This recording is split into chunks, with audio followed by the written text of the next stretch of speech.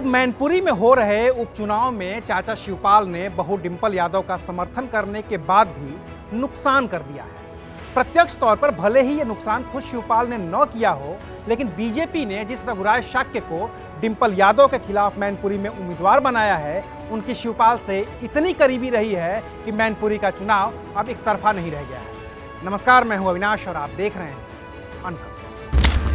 मैनपुरी उपचुनाव के लिए सपा की अधिकृत प्रत्याशी मुलायम सिंह यादव की बड़ी बहू डिंपल यादव है।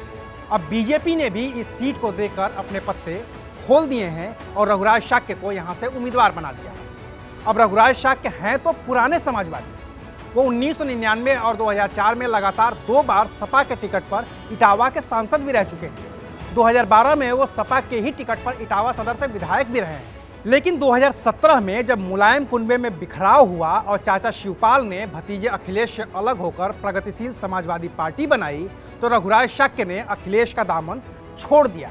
शिवपाल की पार्टी प्रसपा में आ गए और उसके उपाध्यक्ष बन गए। 2022 के विधानसभा चुनाव के दौरान जब अखिलेश यादव की समाजवादी पार्टी और शिवपाल यादव की प्रगतिशील समाजवादी पार्टी के बीच गठबंधन हुआ, तो प्रसपा के जिम्मे सिर्फ एक सीट आई, जसवंत नगर, और वो भी इस शर्त पर कि शिवपाल सपा के चुनाव चिन्ह साइकिल से ही चुनाव लड़ेंगे। ऐसे में रघुराज शाक्य का इटावा का विधानसभा का टिकट कट गया और वहां सपा ने सर्वेश शाक्य को उम्मीदवार बना दिया। इससे नाराज रघुराज शाक्य ने प्रसपा छोड़ दी और बीजेपी का दामन थाम लिया। रघुराज को इस बगावत का इनाम मिला है और अब वो डिंपल के खिलाफ मैनपुरी लोकसभा उपचुनाव में बीजेपी के प्रत्याशी हैं।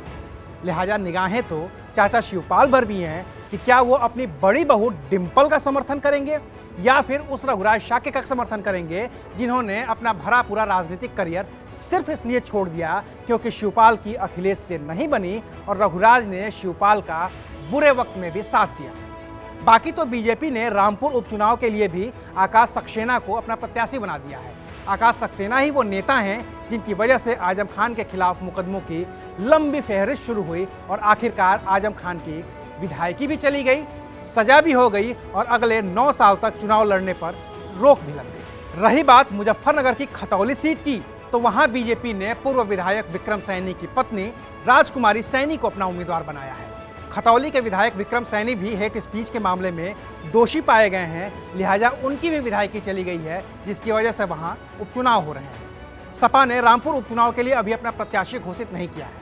वहीं खतौली सीट सपा की सहयोगी रालोद के खाते में है। तो उत्तर प्रदेश में हो रहे इन 3 उपचुनावों पर भी नजर बनाए रखिए और देखते रहिए अनकट। शुक्रिया।